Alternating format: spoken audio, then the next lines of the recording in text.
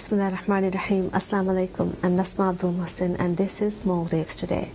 We're here tonight with the President of the Civil Service Commission, Dr. Ali Shamim. Dr. Shamim, welcome to the program. Assalamu alaikum and good evening to all the viewers. Thank you very much for inviting me to this program, and I'm excited to be on the program. This is the pioneering appearance for me on the Maldives Today. Thank you, sir, for coming. We are celebrating 10 years of the establishment of the Maldives Civil Service. As we mark the 10th anniversary on the 1st of May, I am sure that we have had the civil service has had a lot of success throughout these 10 years. What would be your major achievements in the past 10 years, sir? Well, it's a very happy occasion that I happen to appear on this program where, as you rightly mentioned, we are observing the 10th anniversary of the Maldives Civil Service being established as an independent and autonomous service. We are very proud to have achieved a number of successes, and of course there are challenges as well, which I think stepping stone for us to chart out or map out future plans in order to overcome these challenges. But to begin with successes, we have the main area that I could feature as successes is training of civil service, which are offered through our Civil Service Training Institute and various other institutes as well. Mainly the Training Institute, we offer short-term courses, and we're looking at the statistics of the past 3 years. We have trained over 4,000 civil servants every year for the last consecutive 3 years.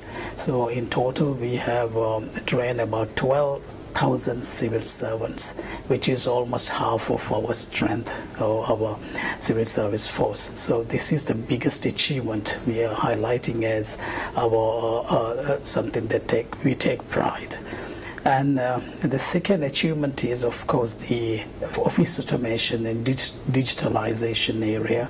We have now, since the establishment of the civil service as an independent service, there was this transformation period from public service division when civil service was functioned under President's office, and in 2008 when the transformation took place, the civil service already embarked on a very ambitious project, which is known as the establishment of e-government, or a digitalization project, or office automation project.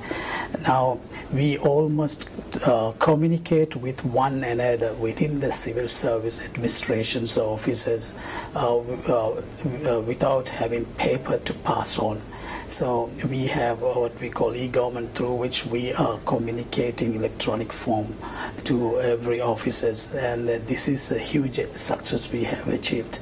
So through e-government now we transfer documents through a computer network. And the second success we achieved through office automation is we have set up online network which we call Civil Service Database, and we have given a code, the name for it. It's called Vyuga first, and now it's called Vyuga second.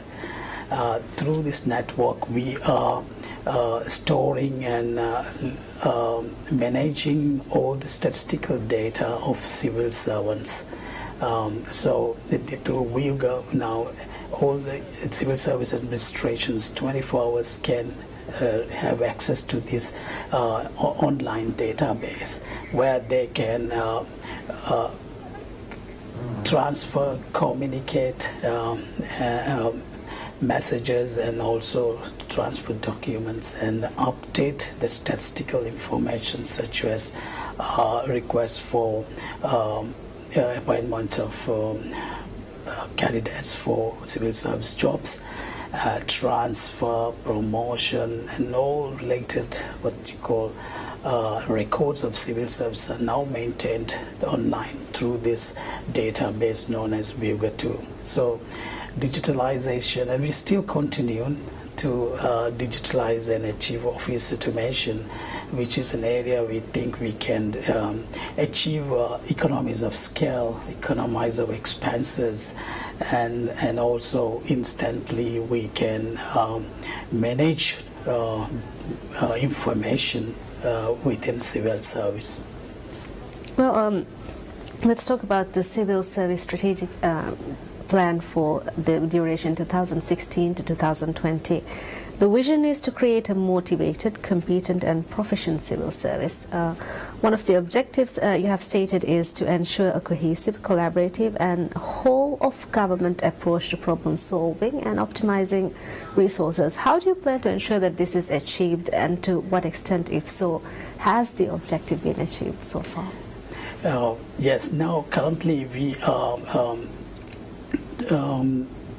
enforcing the second strategic plan, as you rightly mentioned, and we have certain visions and missions, and also there are 5 what we call strategic thrusts which has been laid out, and we are trying to achieve the laid out or spelled out goals in each thrust or strategic area where we're trying to achieve development.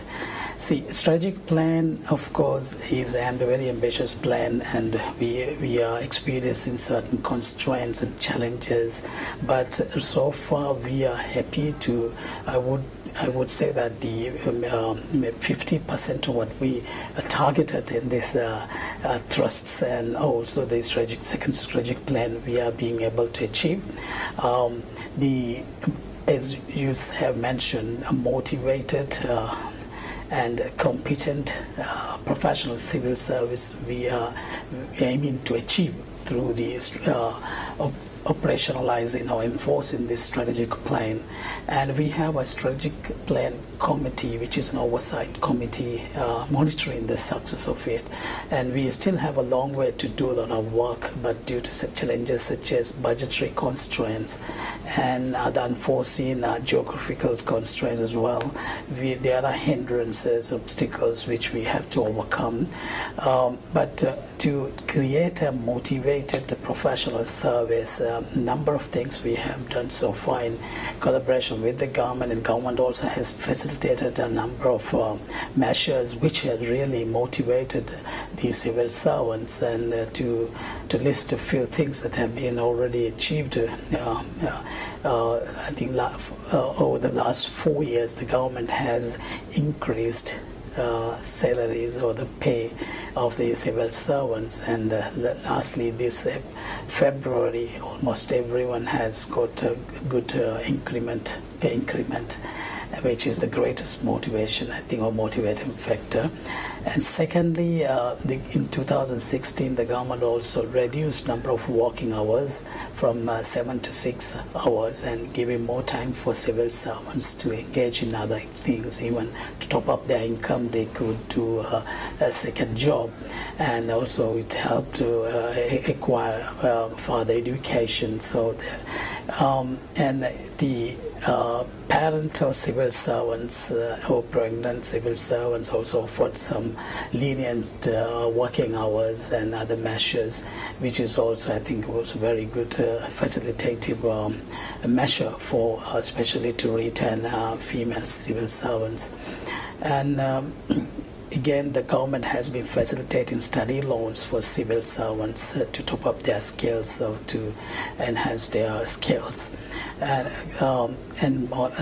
this year the government has begun the housing scheme, subsidized social housing scheme for civil servants. So 1,000 flats have been designated under this scheme for providing housing for flats for the civil servants. So therefore a number of things have been offered, facilitated to the civil servants, which overall are factors that motivate them. And professionalize of course, civil servants.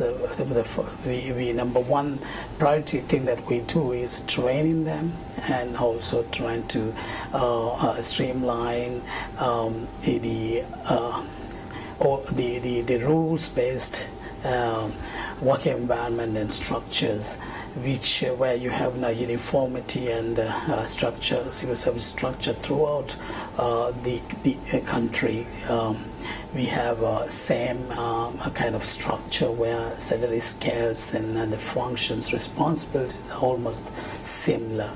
There is no difference or discrimination against anyone or any post or any person working as a civil servant in any part of the country. So professionalize, of course, again, we are aiming to enhance our service excellence. That's the work that we are trying to do to professionalize our service. More often than not, we perceive civil service as a steady paycheck more than anything else. Well, the Maldivian civil service as an autonomous entity is young, but still I'm sure that you would have observed a change in this perception throughout the 10 years. How, sir, has this changed? Well, this is a very frequent criticism level against the civil service all through the world, I guess. You know, they are very sit back likes people, not having a drive and or making effort. The performance is not equivalent to what they get. You know, these are kind of criticisms, of course, level against civil service. But in the case of Maldives civil service, we are aiming to make them, as I said, professional civil servants, and here, I think it is more steady service now. People have found recently, for the recently concluded third civil service conference, we presented one paper where we did research. It was a customer survey in understanding the perception of the public towards civil service, and we were very inspired to see the result that 64 people who participated in this survey said that they are satisfied with the civil service, the services offered to them. And over 70% of the participants said that they have confidence in civil service. So therefore, I do not think the reflection of this customer survey do indicate that there is the notion that you have mentioned, they are like more steady paychecks. I don't think that this reflects that kind of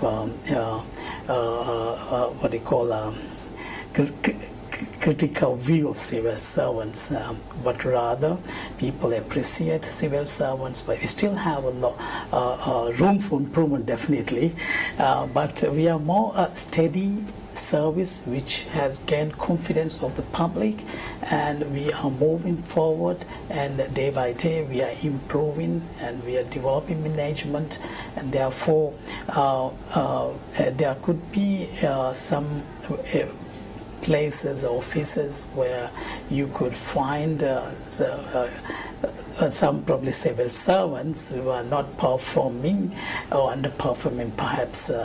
But you know, overall, I don't think even public see this as steady paychecks, you know, where they warm up the chairs. No, not necessarily.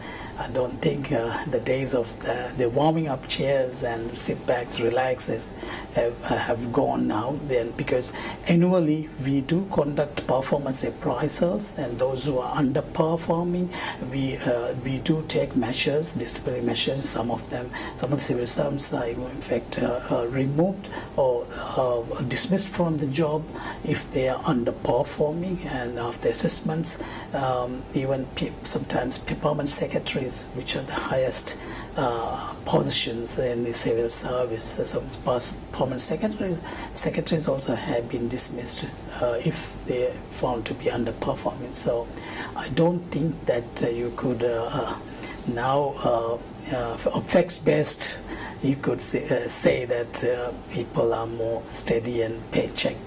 They are only waiting for their paycheck or something, but I don't think it's the reality today. Well, one of the main challenges, I believe, in an atmosphere, in a political atmosphere as volatile as our country is right now, would be for civil servants to maintain their autonomy. how much of importance is given throughout training and throughout trainings to instill this notion in the minds of civil servants? This is something that is emphasized in even the code of conduct that every civil servant is bound by, and also regulation clearly says, you know, how you can engage in politics. You can, according to the laws, of course, a civil servant can have membership in a political party, but he cannot be an active member, or he cannot be acting or participating in activities that can raise doubts to civil servants as to how his loyalty to the current government, or you know, his non-partisan status can be questioned. He's supposed to be neutral person. All civil servants are supposed to be collaborating, cooperating to achieve the targets of a given government in power at a time. Therefore, if somebody has become what you call politically sided, or then it's something that's very seriously we looked into, and there are a lot of cases which are filed against some civil servants crossing the limits of being you know, neutrality or non-partisan, and then we investigate and take measures if found to be proven to be guilty, or he has crossed the limits, then we take action definitely. So in order to gain confidence of the civil servants, this is a factor that we continuously keep reminding, and in our training sessions as well, this is an area we emphasize, that civil servants are supposed to be neutral, and that there shouldn't be any way that their role is questioned or their loyalty is questioned. They should be sincere and serving to the government of the time. The latest statistics available on your website show that more women are employed in the civil service than men. However, when it comes to decision-making levels, we see the numbers lean towards men. What has been the reason for this disparity, if I may call it? We at the Civil Service Commission and whole Maldives Civil Service, we definitely emphasize equality, and one goal that we are trying to achieve is gender parity. There is no reason to believe that even institutional or statutory, there are no barriers for any women to advance their career, to be in power with male colleagues. But I think the problem is that according to our tradition, and there are some ingrained beliefs and as there where they themselves, now I think about 7 years or 8 years back, Human Rights Commission of Maldives did a second survey to understand the how people understand human rights, and especially the question of women's rights were asked, and there were, I think, over 40% of women who think that they are kind of they are not what you call equivalent in societal functioning or status, that they are not equivalent to men. There are some women who believe that they are kind of subjugate, or their role is more supportive to man. No. So we have a kind of belief, medical belief or not. But in civil service, if you look at statutory laws or regulations, or even the policies that we are currently enforcing, there is no barriers or any kind of obstacle that stops female colleagues of civil service to be in power with, or to equally compete with their male counterparts. So, but what I feel is that there is no drive, perhaps. The women themselves need to emancipate their mind to inculcate a forthright thinking or attitude where they should get themselves inspired and have the drive and can gain confidence that we can also do equally well like men, and they try to achieve. They have to aim. It's up to them to begin. And therefore, I think I think nobody can show any barriers or obstacles that are constraining or containing them from achieving equal parity with gents. So, especially in civil service, I don't think there is any barriers. And I, as a person who had been an advocate of human rights, because previously 5 years I worked in the Human Rights Commission as a member, and I have been advocating, been a defender of rights of women. And therefore, I don't see anything that is stopping them or impeding or hindrances towards them walking in equal power with gentlemen. Then, of course, we would not let such things to be wedging or hindering the advancement, or as you said, climbing higher positions in the civil service. I do not think there is any barrier as such, but women themselves has to be inspired, and we do our best to do that also. There is no barrier definitely that stops them, but they need the drive. They need to be self-starters, aim high, and work towards that. And the future prospects are really rosy to cite facts, because 70% of the university students are now, I was told, girls. So the future looks very bright, because it is going to make a positive change in the society, where hierarchy positions will be in the future occupied by well-educated women. So I think that the civil service would be no exception, and in the future we will see female civil service occupying equally high-ranking position, definitely. Well, on this note, before I move on to the next question, I would like to congratulate the Maldivian Civil Service for being one of the few countries that have equal pay for both genders. Speaking of equality and the other relevant issues, we recently closed, the Civil Service Commission recently closed a civil service conference which discussed a lot of these issues. And at the conference, a working session was held to discuss the vision of the civil service for the next 10 years. What kind of ideas, what kind of pictures came up during those discussions? This was the third civil service conference, which concluded on 15th of April, and the main theme of this conference was reforming and modernizing civil service. Therefore, for the last 10 years, we have continuously reformed, introduced measures to reform and modernize civil service, and the next 10 years also will continue the same trend. Reform. We still have a long way to do to achieve certain targets.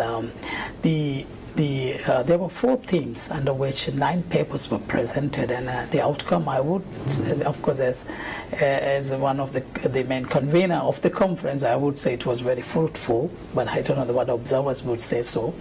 But many of them congratulated each other, and the observers also said it was a very successful conference, meaning that a lot of new, fresh ideas were presented, and a very consultative, healthy debate was held. And the 4 themes, under 4 themes, which was accelerating organizational performance, digitalization and smart governance, and the third theme was competency-based recruitment, and 5th one was, I think, rethinking of culture organizational culture. So 4 main themes which are most topical and required to address in order to modernize civil service were the sub-themes, 4 sub-themes and papers were presented. And most of the main 2 observations that I could make was that there was a lot of interest generated to modernization often is tallied or coined as digitalization and office automation, and this is an area we already have scored very well, and we are continuing to do. There's still a lot of scope and room for improvement in digitalization, information management, and also offering there are a lot of geographical constraints the way our country has been formed, and we have about over 700 civil service administrations in all around the country, and we are all separated by seas, and therefore we have geographical constraints, and also at times one of the biggest challenge for us is the achieving economies of scale, economization, and the overhead of running civil service is quite high, and which is an area we are continuously looking at to apply innovative measures and bring out new ways of doing things so that we can economize the expenses and eliminate wastage. But of course, to some extent, because of geographical nature that we are being formed, we have some inhabitants and constraints. But on overall, we have had a lot of discussions and experiences were deliberated during the conference, and one feature that was something new this time in the 3rd conference was that we had private sector representatives also participate in the conference, and they also contributed new fresh ideas, because most of the time pioneering innovations begin in the private sector, and I think in the case of Maldives it is the same trend here. So we got to learn, we had a lot of experiences shared from private sector participation, and so the smart governance the office automation was one area which was was popularly discussed at the conference. Plus, then there was the notion of competency-based recruitment, which is an advanced phase in the recruitment, which has been traditionally based on merit. Merit is more like qualification based, but now we have seen competency means not only qualification, but there are other factors like experience, your attitude, and being an all-rounder. There are certain traits which are looked into to identify as a successful applicant or contributor. So competency-based recruitment was another feature that was discussed widely at the conference. So it was very fruitful. We have had a lot of menu for choice, a lot of food for thought, and the post-conference period we are looking at how to operationalize these ideas that were generated, and we would be trying to translate that into words, hopefully, and a plan will be worked out for the next 2 years to implement what we have got from the conference towards modernizing and reforming civil service. Thank you so much, sir, for sparing time from your busy schedule to be with us. My pleasure. Thank you for inviting me once again. And once again, we wish you all the best in the futures as well, and we want to congratulate you for the 10 years of service. Thank you, Raja. I think all civil servants would be happy to receive this compliment. Thank you very much. This is Nasma Abdul Mohsin signing off, hoping to meet you again next week to discuss yet another issue of national importance. Thank you for watching. Have a pleasant day.